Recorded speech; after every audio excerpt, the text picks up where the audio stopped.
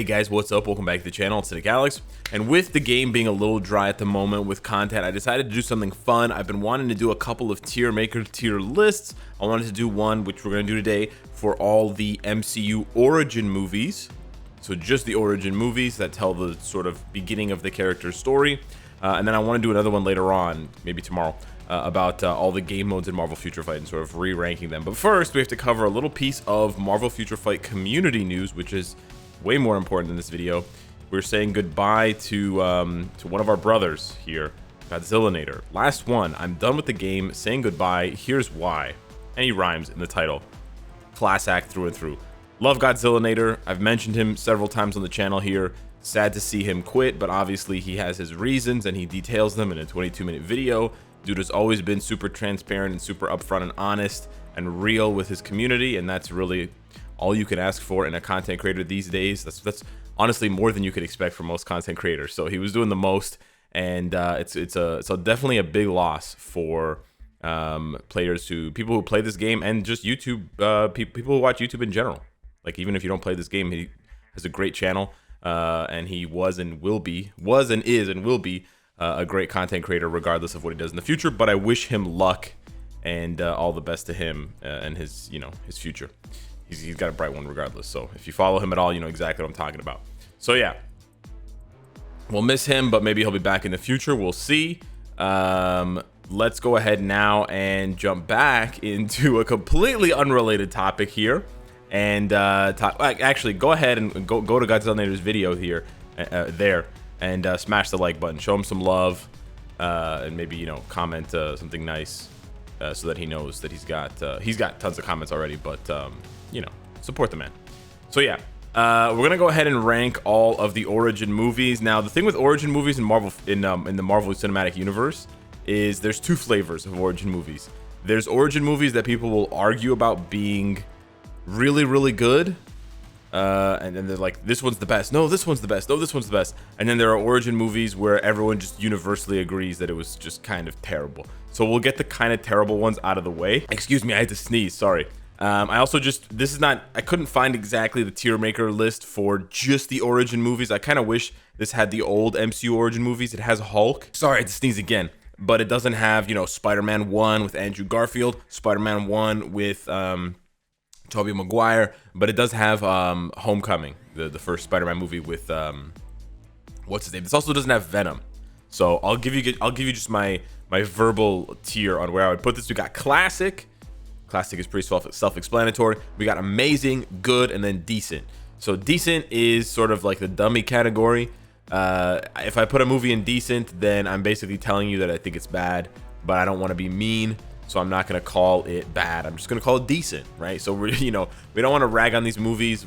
This is not supposed to be a negative thing or like a roasting thing. But yeah, I obviously wasn't a big fan of Thor 1, the first Thor movie. And yeah. So for Captain America Winter Soldier, this is technically not an origin movie, but actually, yeah, you know what? If it's not an origin movie, it shouldn't be there at all. I was going to say it's kind of an origin movie for Winter Soldier, kind of. And it's also just a really, really, really good movie. So if it's an origin story for Winter Soldier, which it kind of is, then I would put it in the classic category. But technically, we're seeing Nick Fury again. We're seeing Captain America again. We're seeing Black Widow again. You do see a lot. Actually, you know what? It's kind of it's not really an origin story for Black Panther, but you do see Black Panther for the first time. So Winter Soldier and Black Panther sort of make their first appearances in, I believe Winter Soldier makes the first appearance in Winter Soldier. It's literally named after him. But anyways, moving on. Cap's first movie, it's also pretty much just decent. It's probably a little bit better than Thor's movie, but it's still pretty bad in terms of just the overall. Not like, it's just not that good, right? It's not that it's bad. It's just a very straightforward, predictable movie. Nothing really jumps out at you. There's no twists. There's no, epic score. There's no, these movies, and maybe the problem as well is that these movies then get compared to the ensemble movies like Endgame, Age of Ultron, Civil War, and you see how much is sort of missing from these movies. There are a few nice scenes between Cap and Peggy. There are a few nice scenes between Cap and Bucky before he becomes Winter Soldier. Like, there's some nice backstory, but yeah. And what's his name playing Agent Smith playing Red Skull is pretty dope, but the movie just kind of has really predictable pacing and doesn't really give you anything new. Like, it's just your standard sort of war hero movie. The only twist being that he ends up getting frozen in ice at the very end, right? That's basically the twist there. Again, assuming you don't know anything about the Marvel Cinematic Universe, obviously, and I guess the whole serum thing, but yeah, it's pretty straightforward. Honestly, I was a decent fan. I include Ant-Man and Ant-Man and the Wasp here because that's the first time we see the Wasp. I do think that Ant-Man and the Wasp is better than the first movie, the first origin. So yeah, I'd kind of put it in the same category as Captain America. It's funny, but the movie just doesn't really hold up. Like, maybe it should be here. It's kind of tough, but I do think there's a distinction to made between these two movies. Like here's my reasoning. I think that Ant-Man and the Wasp is just straight up from start to finish a better movie than Ant-Man 1. I know that Ant-Man 1 is like the true origin movie, but I wouldn't put them here on the same level because, like I said, there's a distinction. I think this movie is just generally better, and I wouldn't put this movie up here. So if I'm not going to do that, and I'm not going to put them on the same level, then I have to put Ant-Man down here, if that makes sense. So yeah, unfortunately, I think that's how it goes. I also have the Disney Plus shows here because these are technically origin stories for Falcon / Captain America, Loki, and, well, not really origin, but you sort of get what I'm saying, and WandaVision. I think it would just be fun to put them here, and generally speaking, they're very well liked, so I want to put them up here. The Hulk movie, I actually think is pretty bad. I didn't like it, to be honest. The best part was when he's Hulk, because whenever he's not Hulk, I thought it was pretty bad. So yeah, I thought he was a good Hulk. I didn't really. A lot of people say they like him as Bruce Banner, they don't like him as Hulk. I'm the opposite. I like him as Hulk. I don't like him as Bruce Banner. That's Edward Norton. So yeah, there's multiple origin stories for Hulk. There's the Eric Bana Hulk and stuff like that. We haven't seen a Mark Ruffalo origin story movie, but in general, I think these movies are not very good. So yeah, my list is pretty skewed. Like, it's a lot at the bottom and a lot at the top and not much in the middle. But yeah, Iron Man's origin story was actually really good. I will say that it's really, really good. I don't know if I would call it amazing though. Let me continue and see what else we've got here. I loved Doctor Strange. Doctor Strange a classic though. That's tough. It's gonna be tough. Guardians of the Galaxy 1, I wasn't the biggest fan of, but I know it's a good movie, but I just wasn't necessarily the biggest fan of it myself. Is it better than Iron Man 1 though? I'm not sure that it is. No. We also have sort of nostalgia goggles for Iron Man 1, like, because it was the first MCU movie, people are like, no, you can't, it's a classic. It's not a classic. There are parts of the movie that definitely hold up over time, and they're still good today, but then there are definitely parts of the movie that you're like, oh, this is part of the movie, and it just kind of drags its feet, and it's a little bit slow, and you're just waiting for the third act to start, where Tony's gonna confront Obadiah, and it just doesn't happen soon enough. So yeah, kind of iffy on that. Captain Marvel as well, I think it's a pretty good movie, but I'm not sure if it's really gonna tangle with the heavyweights here. So maybe what we're gonna have to do is we're gonna have to chop up amazing and classic into sort of a 50-50 split. So up next we got Spider-Man Homecoming. I think this was, generally speaking, a pretty solid movie. I think it's a very good movie. I don't really have any problems with the movie itself, but I think it's a little bit predictable. It's a little bit unpredictable, to be honest, but I just think it's a little bit lacking in content, maybe. Like, I just don't think that, I think the movie could have been a little bit tighter. There's just a lot of, not meandering, but I think sort of putting this one side by side with Iron Man, I think I would rather rewatch Iron Man than Spider-Man Homecoming. Like, I think I'm going to get a little bit more out of the experience with Iron Man than with Spider-Man. So I think this is where maybe the distinction needs to be made to push this one up to amazing. Black Panther, I think, is amazing, definitely. It's either going to be here or here. It's just tough to say. I mean, here or here, rather, I should say. I think we'll put it classic. Shang-Chi is a classic as well. Which one do I put first, though? That's tough. I don't know. Ooh, that's really tough. I think Winter Soldier might be my favorite Marvel movie of all time. I think this is pretty good so far. And then we have the Black Widow movie. I actually really like the Black Widow movie. I would definitely rewatch it. I think it's amazing. Obviously, it's like whatever movies come out more recently, generally speaking, they're better. You know, the writing is better, the character interactions are better, the sets are better, the CGI is better, because they've had over a decade, right? They've had years to perfect and refine this process. But I think yeah, I think this makes sense. I think I like this so far. Yeah, I can't really I can't put it into words clearly why this is what I think, but this is what I think. Okay, you can hate me in the comments. Go ahead, let me have it. And then we have the Disney Plus shows. We have WandaVision, Captain America and the Winter Soldier, and we have Loki. It's really tough. So you could do a whole video just trying to rank these 3 shows. I'm just putting them here so I can stop scrolling. I'm not actually ranking them all this way. It's really tough. Someone asked me which of the 3 shows do I like the most. And honestly, Marvel did such a good job making this a very difficult decision for me, because I really, really like all 3 of the shows.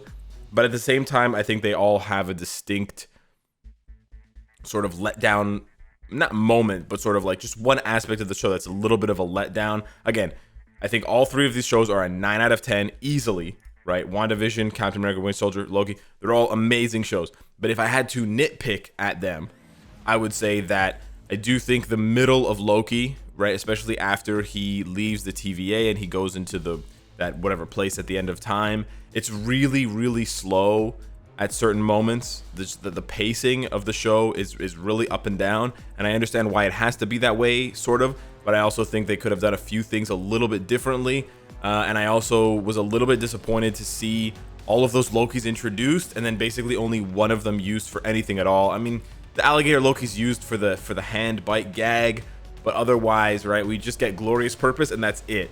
And because that moment is so good, right, with the old Loki, it sort of left me saying, you know, damn, like I wonder what about Hammer Loki? What about Teenage Loki, right? You know, what about President Loki?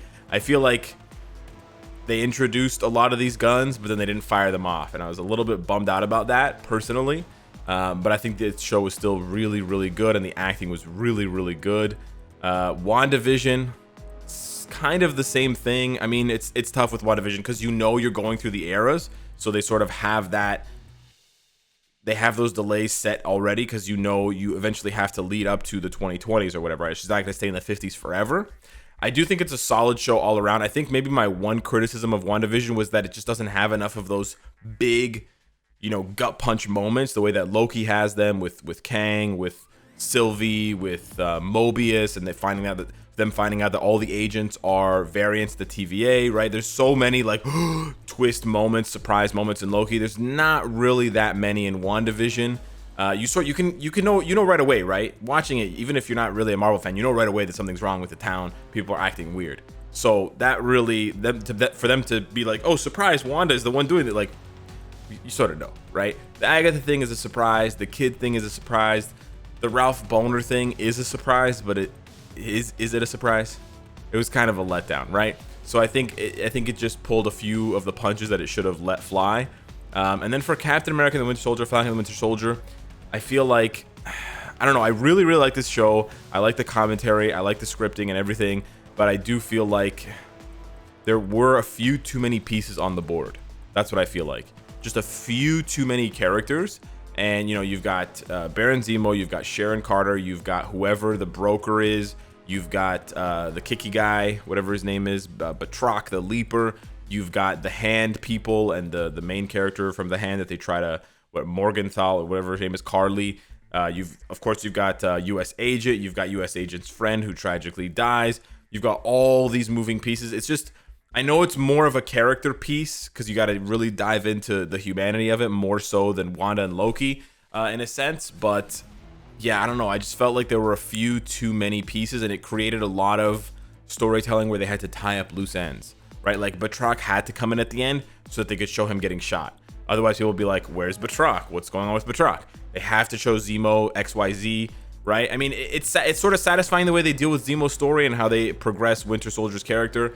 But at the same time, the whole interaction that Winter Soldier has with that Japanese father of the, you know, I don't know exactly if he's Japanese, but that man's father whose son he killed as the Winter Soldier, it sort of felt just stuffed in there, right? It didn't really feel organic, especially the scene where he goes to see him at the end. Again, I'm being really nitpicky.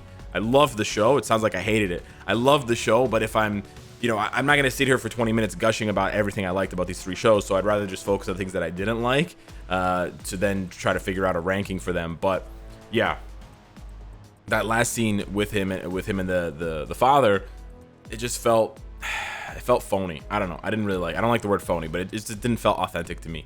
It didn't feel authentic to me. But yeah, so how would I rate these shows? I think Loki has to go up here. Loki has to go over here. I think WandaVision has to go... Oh, would I rather rewatch WandaVision or Black Widow?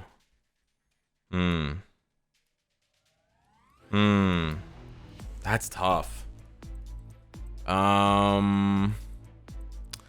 Yeah, I think I'll leave it like this. This could really go either way here, but otherwise, this is my list, including the 3 Disney Plus shows. I am missing a couple of the OG origin story movies, but yeah, hit me up in the comments down below. Let me know what you think of this tier list. I'll leave a link down below in the description for you to do one yourself if you want, and if you can find a better tier maker list for all of the Marvel origin story movies, then hit me up with that, and maybe I'll redo that in my spare time and post it on Twitter and post it on Discord, stuff like that. But I love these sorts of topics because it makes you think about such a long amount of time in Marvel history, but also just so many classics, right? So many really, really good movies and how they've shaped the universe that we've all been in and enjoying for the past, what, 13 plus years? Crazy ride. Anywho, hit me up in the comments down below. Let me know your top 5. Okay, I got 5 up here at the top. It's not a coincidence, right? You can only have 5 classics. You know the rule of 5.